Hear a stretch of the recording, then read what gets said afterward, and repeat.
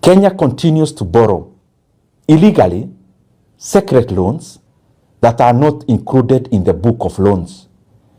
When you hear me talk about Kenya is borrowing 3.5 billion every day, it does not include the money the government keeps on borrowing on securitization.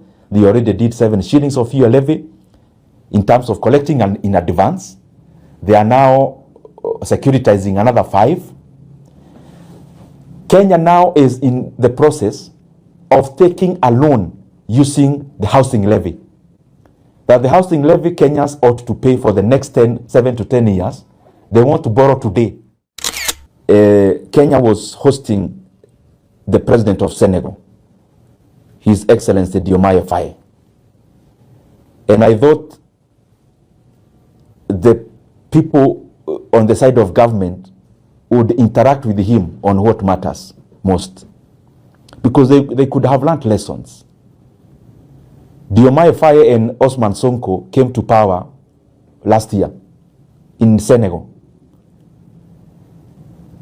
Unfortunately, when they arrived in terms of the reins of power, they realized that the government of Senegal had secretly borrowed over 13 billion US dollars of the book of Senegal.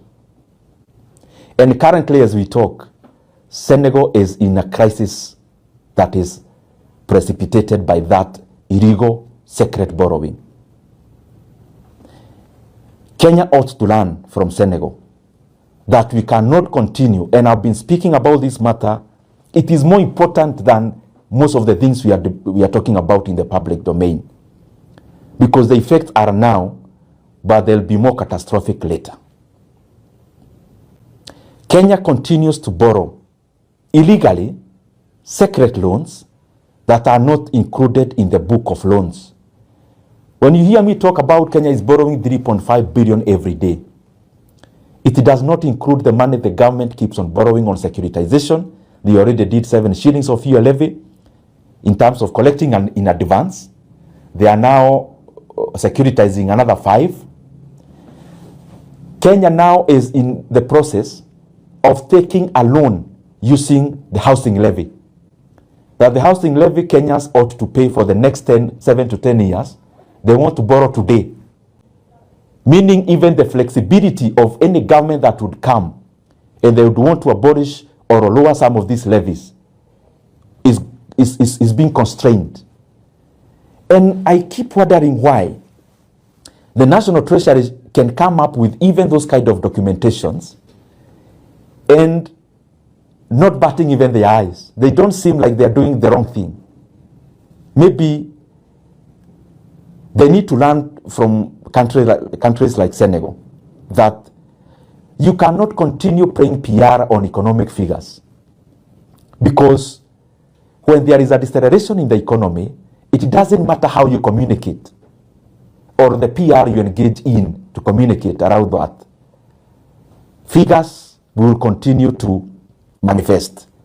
And unfortunately, that is why in Kenya, when you interact with Kenyans, they say there's no money, because some of the decisions we are making also compound to the situation we are in as a country, economically speaking.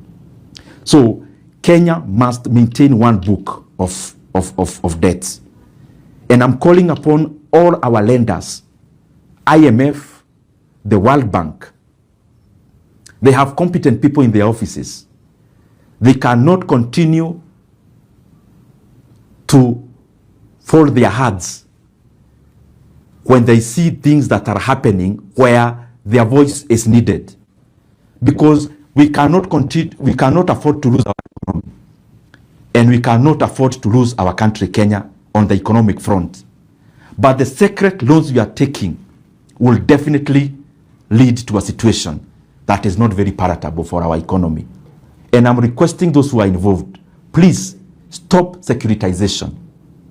Stop taking boards that are off the book, like the Talanta board.